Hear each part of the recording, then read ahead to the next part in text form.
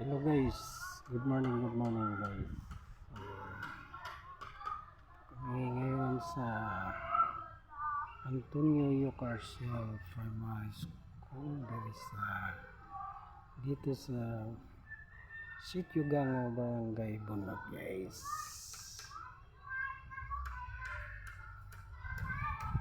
Ayan guys.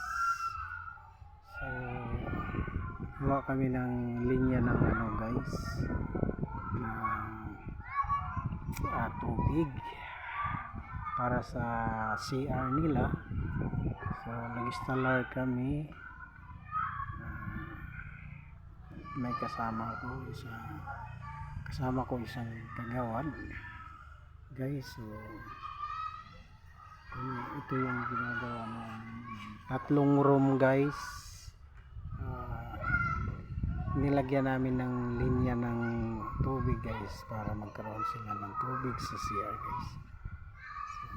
So kailangan to guys, elementary 1 kindergarten 2 1 1 2 3 4 5 guys. So yun ang dito guys.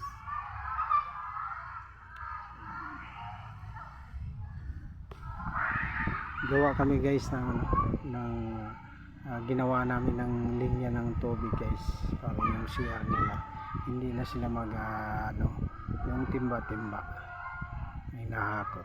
So ginawa na lang namin guys ng paraan para diretso na guys. Okay, thank you guys. So sana supportan nyo mga vlog ko mga guys. Subscribe long promise. Okay, long. Okay guys, thank you. Bye.